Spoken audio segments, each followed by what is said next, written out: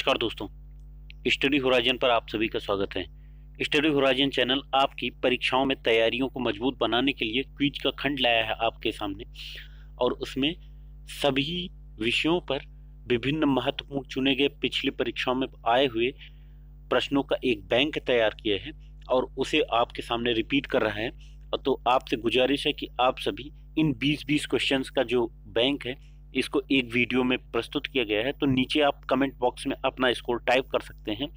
तो उससे अनुमान रहता है कि आपकी तैयारी किस दिशा में चल रही है और हमें भी एक अच्छा रिस्पांस मिलता है। चलिए क्विज शुरू करते हैं। उसके पहले आपको बता दें, अगर आपने स्टडी होराइजन चैनल सब्सक्राइब नहीं किया है तो सब्सक्राइब कर लें और बेल आइकन की बटन दबा दें ताकि आपको अपडेटेड न्यूज हमारी ओर से भेजी जाती रहे।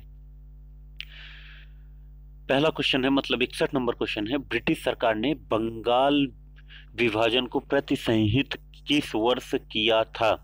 ए विकल्प है 1919, बी विकल्प है 1927, सी विकल्प है 1938, डी विकल्प है 1945।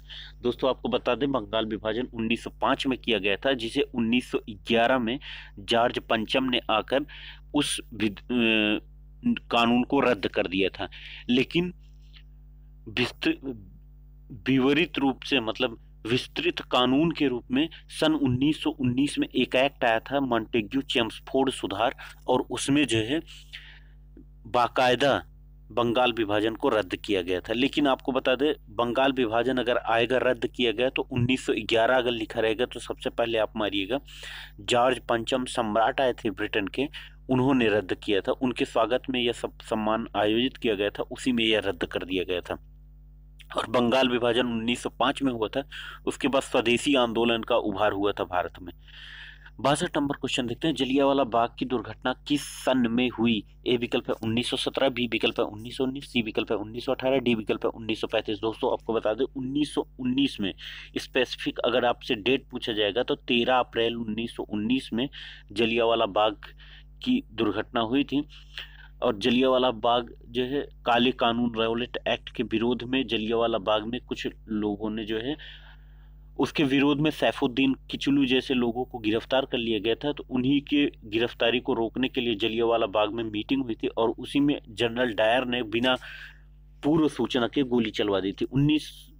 63 नंबर क्वेश्चन है, 1911 तक बिहार निम्नलिखित में से किसके अंतर्गत था? ए विकल्प है बिहार बंगाल महाप्रांत, बी विकल्प है उत्तरी प्रांत, सी विकल्प है केंद्रीय प्रांत, डी विकल्प है कलकत्ता प्रांत। दोस्तों आपको बता दें, बंगाल प्रांत में 3 राज्य आते थे, बंगाल, बिहार और उड़ीसा।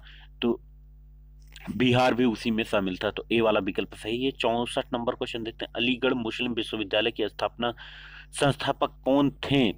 तो इसमें अलीगढ़ मुस्लिम विश्वविद्यालय के संस्थापक ए विकल्प है मौलाना आजाद, बी विकल्प है सर सैयद अहमद का, सी विकल्प है मोहम्मद अली जिन्ना और डी विकल्प है जाकिर हुसैन। दोस्तों आपको बता दें, सर सैयद अहमद खान ने अलीगढ़ मुस्लिम विश्वविद्यालय की स्थापना 1906 में किया था, इसे आप याद रखिएगा। चौरी चौरा कांड किससे संबंधित है? ए विकल्प है असहयोग आंदोलन, बी विकल्प है सविनय अवज्ञा आंदोलन, सी विकल्प है स्वदेशी आंदोलन और डी विकल्प है जलियांवाला बाग। तो चौरा चौरी कांड असहयोग आंदोलन से संबंधित है। चौरा चौरी कांड जब हो गया उसके बाद गांधी जी ने अपना असहयोग आंदोलन, नॉन कोऑपरेटिंग मूवमेंट, उसे जो है रद्द कर दिया था। तो स्पेसिफिक आपसे डेट पूछा जाएगा चौरा चौरी कांड का, तो आप याद रखिए 5 फरवरी 1922। 5 फरवरी 1922 को चौरी चौरा कांड हुआ था। चौरी चौरा कहाँ है? यह गोरखपुर के नजदीक एक रेलवे स्टेशन है। यहीं पर थाने में 22 पुलिसकर्मियों को जलाकर मार डाला गया था। 66 नंबर क्वेश्चन देखते हैं, प्रथम विश्व युद्ध के दौरान भारत में लोकप्रिय होने वाला आंदोलन था। ए विकल्प है अलगाववादी आंदोलन, बी विकल्प है स्वदेशी और एवं बहिष्कार आंदोलन, सी विकल्प है होम रूल आंदोलन और डी विकल्प है इनमें से कोई नहीं। दोस्तों आपको बता दें, होम रूल लीग 1916 में काफी फेमस था और उस समय प्रथम विश्व युद्ध अपने चरम पर था, तो सी विकल्प सही है।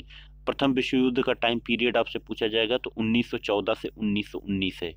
1914 से 1919 है प्रथम विश्व युद्ध। भारत में खोजा गया सबसे पहला पुराना शहर कौन सा था?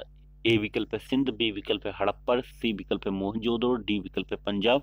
दोस्तों आपको बता दें, हड़प्पा एवं मोहनजोदड़ो की सभ्यता आप पढ़ते हैं तो सबसे पहले बी वाला हड़प्पा खोजा गया, उसके बाद मोहनजोदड़ो। 68 नंबर क्वेश्चन है, सिंधु घाटी के लोग विश्वास करते थे मातृशक्ति में, बी विकल्प है कर्मकांड में, सी विकल्प है आत्मा में, डी विकल्प है इनमें से कोई नहीं। दोस्तों ए विकल्प इसमें सही है, मातृशक्ति में। आप देखे होंगे जब हड़प्पा सिंधु घाटी की सभ्यता आप पढ़ते होंगे तो उसमें मातृ पूजा के भी साक्ष्य मिलते हैं, ऐसा पढ़ते हैं हम। और मृण मूर्तियां खूब पाई जाती हैं, मातृ देवी की मूर्तियां भी पाई जाती हैं। आर्य शब्द का शाब्दिक अर्थ है, ए वीर, बी श्रेष्ठ या कुलीन, सी विद्वान, डी योद्धा। तो इसमें बी विकल्प, आर्य का मतलब ही श्रेष्ठ और कुलीन होता है, तो बी विकल्प इसमें सही है। 70 नंबर क्वेश्चन है, निम्नलिखित में से किस फसल का ज्ञान वैदिक काल के लोगों को नहीं था? ए विकल्प है चावल, बी विकल्प है गेहूं, सी विकल्प है तंबाकू और डी विकल्प है ये सभी। तो तंबाकू जो है, तंबाकू सही इसमें विकल्प है। तंबाकू स्पेशली भारत में, तंबाकू जो है पुर्तगालियों ने भारत में लाया था तंबाकू, और यहाँ पे तंबाकू पैदावार पुर्तगालियों की देन है। अगला क्वेश्चन है, वैदिक गणित का महत्वपूर्ण अंग है। ए विकल्प है उपनिषद, बी विकल्प है अथर्ववेद, सी विकल्प है शूल्व सूत्र और डी विकल्प है शतपथ ब्राह्मण। तो शूल्व सूत्र सी विकल्प जो है सही है। वैदिक गणित का जो उल्लेख है वह जो है विस्तृत रूप में शूल्व सूत्र में दिया गया है। 72 नंबर क्वेश्चन है, किस वेद में प्राचीन वैदिक युग की संस्कृति के बारे में सूचना दी गई है? ए ऋग्वेद, बी सामवेद, सी अथर्ववेद, डी इनमें से कोई नहीं। तो दोस्तों इसमें ऋग्वेद सही है। इसमें जो है प्राचीन वैदिक युग की संस्कृतियों के बारे में दिया गया है। और जो सामवेद है इसमें संगीत के बारे में दिया गया है। सामवेद में संगीत वादन वगैरह इसके गुण दिए गए हैं। ऋग्वेद में जो है प्राचीन संस्कृतियों का बताया गया है। और जो अथर्ववेद, जो यजुर्वेद है, यजुर्वेद में यज्ञ के बारे में बताया गया है। और अथर्ववेद में जादू टोने तंत्र मंत्र के बारे में बताया गया है। इतना अतिरिक्त जानकारी आप अपने माइंड में रखिए। वेदों की संख्या कितनी है? ए विकल्प है 3, बी 4, सी 6, डी 8। तो वेदों की संख्या 4 है, ऋग्वेद, सामवेद, यजुर्वेद, अथर्ववेद। तो इसमें 4 बी वाला विकल्प सही है। 4 वेद 6 शास्त्र में बात मिली है, दोहे ऐसा भी दोहा है ना, तो 4 वेद हैं। ऋग्वैदिक आर्यों का मुख्य व्यवसाय था। ए विकल्प है शिक्षा, बी विकल्प है पशुपालन, सी विकल्प है कृषि, डी विकल्प है व्यवसाय। तो दोस्तों इसमें पशुपालन, स्पेशली कृषि प्रधान थी। ऋग्वैदिक संस्कृति कृषि प्रधान थी, कृषि प्रधान में पशुपालन भी आता है। 75 नंबर क्वेश्चन देखते हैं, भारतीय संगीत का आदि ग्रंथ किसे कहा जाता है? भारतीय संगीत का पूछा गया है। तो ए विकल्प है सामवेद, बी विकल्प है ऋग्वेद, सी विकल्प है अथर्ववेद, डी विकल्प है यजुर्वेद। तो दोस्तों आपको बताते हैं, हमने आपको पहले ही बताया था सामवेद में जो है संगीत वादन इन सब के बारे में बताया गया है। तो ए विकल्प सही है। प्रथम विधि निर्माता कौन है? 76 नंबर क्वेश्चन है। ए सेल्यूकस, बी चाणक्य, सी मनुस्मृति, डी इनमें से कोई नहीं। दोस्तों आपको बता दें, मनु जो है प्रथम विधि निर्माता कहे जाते हैं। इनकी पुस्तक है मनुस्मृति जो बहुत चर्चित रहती है। तो मनु जो है प्रथम विधि निर्माता है। 77 नंबर क्वेश्चन है, कृष्ण भक्ति का प्रथम और प्रधान ग्रंथ कौन सा है? ए विकल्प है गीत गोविंद, बी विकल्प है महाभारत, सी विकल्प है श्रीमद् भगवत गीता, डी विकल्प है इनमें से कोई नहीं। दोस्तों आपको बता दें, श्रीमद् भगवत गीता श्री कृष्ण भक्ति का प्रथम और प्रधान ग्रंथ है। इसे कृष्ण ने अर्जुन को महाभारत युद्ध के पहले ज्ञान जो दिया था उसी का अंकन ही, उसी का संकलन ही श्रीमद् भगवत गीता है। ऋग्वेद में संपत्ति का प्रमुख रूप क्या है? ए विकल्प है भूमि, बी विकल्प है गोधन, सी विकल्प है गोधन और भूमि, डी विकल्प है इनमें से कोई नहीं। दोस्तों आपको गोधन इसमें सही विकल्प है, बी वाला सही विकल्प है। 79 नंबर क्वेश्चन है, 79 नंबर क्वेश्चन है, पुराणों की संख्या कितनी है? ए विकल्प है 20, बी विकल्प है 16, सी विकल्प है 18, डी विकल्प है 11।